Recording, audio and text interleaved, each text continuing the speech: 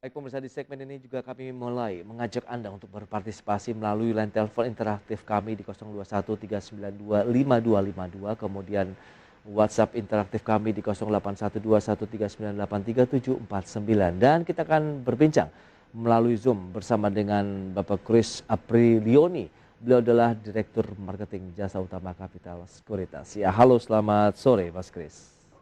Sore, Mas Pras. Iya, apa kabar hari ini? Baik.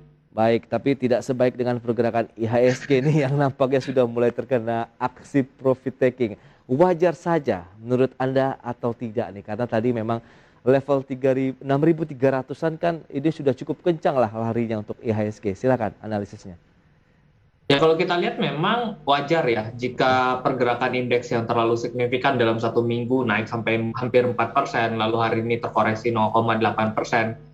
Menurut saya sih ini pergerakan yang masih cukup normal.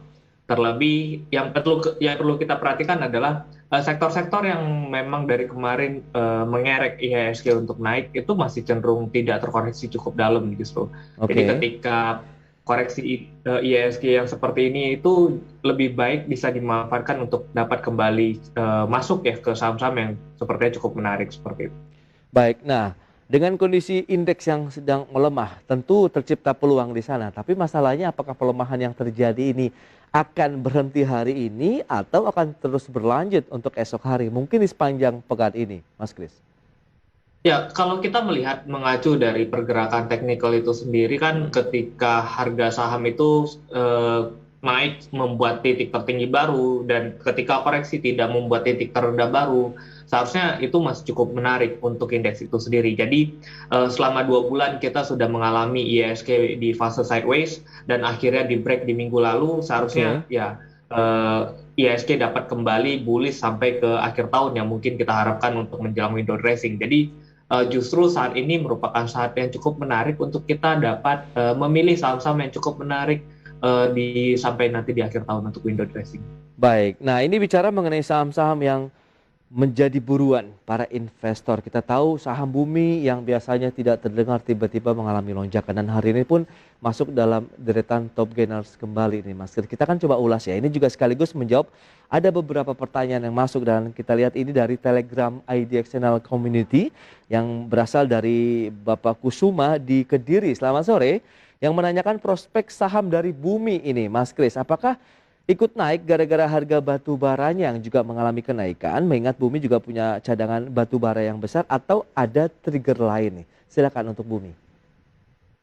Ya, kalau kita lihat pergerakannya lebih di-drive oleh sektor batubara itu sendiri ya. Karena biasanya jika sektor itu naik, maka hampir semua perusahaan-perusahaan yang berada di sektor itu akan mengalami dampak positif terhadap kenaikan itu. Jadi ketika bumi kita lihat memang masih masuk ke dalam sektor batubara itu sendiri, jadi ketika ada roll in di PTBA naik ya, Hmm. otomatis orang akan mencari mana saham-saham sektor batubara yang kelihatannya menarik dan di harga yang cukup murah. Makanya kalau kita lihat bumi, even perusahaan-perusahaan yang mungkin lebih kecil lagi secara market size itu juga mengalami kenaikan gitu di dalam satu minggu belakangan itu. Baik, lantas bagaimana dengan pergerakan support resisten dari pergerakan bumi sendiri? Apakah ini akan terus berlanjut begitu dan seberapa kuat sebenarnya? Apakah secara teknikalnya juga masih mendukung peluang kenaikan dari bumi? Karena kita lihat lonjakannya dalam satu pekan juga sudah lumayan kencang ini. Betul. Nah, kalau kita lihat pergerakan dari bumi sendiri hari ini memberikan ekor atas cukup panjang ya. Hmm. Tadi mengetes area resistance di 99 dengan closing kembali turun di 91. Ada kemungkinan secara jangka pendek karena kenaikannya secara jangka pendek juga sudah meningkat cukup signifikan dari 50-an hingga 91. Mungkin besok atau minggu-minggu akhir sampai akhir minggu ini akan dapat mengetes area supportnya di 84 ya. Gitu. Oke, 84. Nanti ada peluang rebound lagi. Ya, kalau kita lihat koreksi di fase uptrend kan mereka akan koreksi, lalu Oke. jika bertahan di atas 84 mungkin dapat kembali mengetes di area 102 ya untuk area resistance selanjutnya. Baik, 102. Jadi kalau yang sudah punya posisi di bumi masih ada kesempatan di hold dulu. Ya, kalau udah punya, saran saya mumpung trennya masih cukup bagus, Hmm. sektornya masih cukup bagus, harga batu bara masih meningkat, tidak perlu terlalu buru-buru untuk jualan. Biasanya memang sektor batu bara sendiri akan cenderung lebih baik hingga ke akhir tahun menjelang ke musim dingin itu sendiri. Jadi mungkin masih ada potensi upside di saham-saham sektor batu bara. Oke, itu dia. Masih bisa di hold ya untuk Anda yang sudah memiliki Bumi, sekaligus menjawab pertanyaan dari Bapak Kusuma di Kediri. Pilihan investasi kembali kami serahkan kepada Anda. Kita masih dari sektor pertambangan. Kali ini ada Adam di Pati. Selamat sore melalui Telegram IDX Channel Community juga. Menanyakan Antam 3 bulan ke depan yang ditanyakan ini Mas Kris. Karena hari ini juga sedang tertekan 0,43% di level 2.300. Akankah 3 bulan ke depan masih ada peluang untuk menguat? Kalau kita lihat dari sektornya sendiri, basic material sendiri masih belum adanya peningkatan. Jadi sebaiknya jika hal seperti itu masih belum terlihat ada peningkatan, lebih baik kita mengikuti sektor-sektor yang sedang rally sekarang ini. Karena jangan sampai nanti ketika kita masuk, Antam kayaknya cukup menarik gitu ya, terus masuk. Ternyata sektornya tidak rally di 3 bulan ke depan, dan sektor batu bara masih naik, infrastruktur masih naik, konstruksi masih naik. Jadi justru miss chance untuk saham-saham yang sebenarnya masih bisa kita ikutkan gitu. Dan kalau nanti kelihatan basic materialnya dari sektornya sendiri mulai kelihatan adanya uptrend, ya mungkin baru kita switching ya dari yang mungkin udah terlalu tinggi masuk ke yang baru mulai uptrend. Tetapi untuk saat ini, dan kalau dilihat mungkin sampai 1 bulan ke depan, ini belum ada tanda-tanda basic material seperti Antam, Tins, Inco untuk kembali meningkat. Memang kalau melihat adanya dalam jangka pendek, naik sekitar 5% dalam 1-2 hari, itu masih make sense, tetapi untuk kembali menguat uptrend itu masih cukup berat. Oh, uptrendnya masih cukup berat untuk 3 bulan ke depan. Lantas batasan support resisten mungkin yang perlu diketahui juga untuk pemirsa maupun investor lain yang sudah memiliki saham Antam misalnya.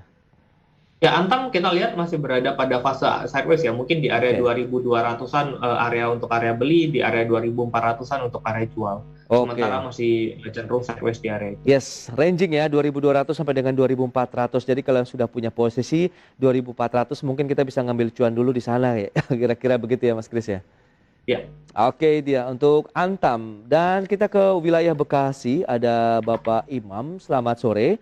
Menanyakan SMMT, ini juga dari Telegram IDX Channel Community yang menanyakan ini kapan uptrend. Kalau kita lihat dari pergerakan saham SMMT-nya ini Mas Kris juga ditanyakan kan tahun ini sahamnya selalu mendapatkan keuntungan bersih. Nah, kapan bisa naik lagi? Ya, kalau kita lihat pergerakan dari SMMT sebenarnya sekarang masuk ke area fase uptrend ya, dengan 120 naik ke 200-an, lalu koreksi 180, kemarin new high juga di area 220. Tetapi yang perlu diperhatikan adalah apakah perusahaan ini cukup bertahan di saat nanti ketika pergerakan harga batu bara kembali turun gitu. Dan biasanya pergerakan-pergerakan saham dengan market capital yang tidak terlalu besar seperti ini, volatilitasnya cukup tinggi. Jadi yang perlu diperhatikan adalah selain melihat potensi upside keuntungannya, juga tentu kita harus lihat resiko ketika kita masuk ke dalam perusahaan itu sendiri gitu. Jadi memang SMMT merupakan perusahaan yang high beta, jadi ketika peningkatan saham lain 1%, dia mungkin bisa di atas 1%, tetapi yang perlu diingat resikonya juga lebih besar dibandingkan saham-saham yang lebih tinggi secara market capitalnya. Baik, Anda bilang ini posisinya sedang uptrend untuk SMMT dan hari ini minus 4,5%. Apakah masih ada peluang lebih tinggi lagi untuk pergerakan SMMT-nya? Karena kita lihat year to date juga ini adalah capaian level tertinggi juga nih pergerakan dari SMMT. Betul. Ya, kalau kita lihat selama uptrendnya tidak patah ya, jadi mungkin seharusnya bisa kembali mengetes area koreksi di area 196. Itu harusnya area support di SMMT yang cukup kuat. Selama berada di atas 196, seharusnya SMMT masih dapat menguat sampai ke area 260. Baik. 196 sampai dengan 260 range pergerakan dari SMT. Semoga bisa menjawab pertanyaan dari Bapak Imam di Bekasi dan juga mungkin pemirsa lain yang sudah memiliki saham SMMT. 196 260. Dan kita beralih kembali lagi ke wilayah Gresik kali ini yang menanyakan berapa jangka waktu yang akan digunakan untuk trading saham ini Mas Kris, dan juga apakah sektor properti akan mulai uptrend. Nah, ini bicara mengenai jangka waktu yang digunakan untuk trading tuh better di time frame yang seperti apa ini?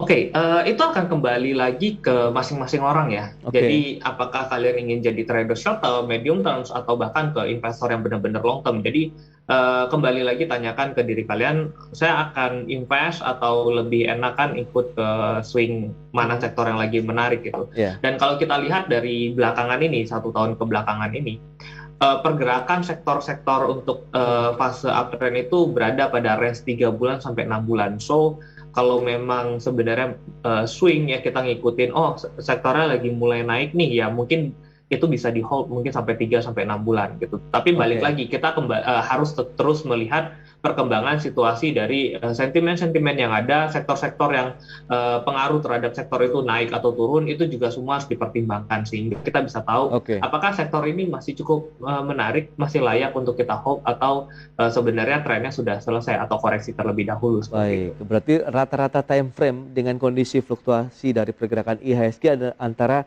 3 sampai dengan 6 bulan berarti ya, Mas Kris ya? Betul. Oke, itu dia, semoga bisa menjawab pertanyaan dari Bapak Fatih di Gresik. Dan Mas Kris, kita akan jeda dulu sebentar, dan pemirsa, kami akan segera kembali usai pariwara berikut ini.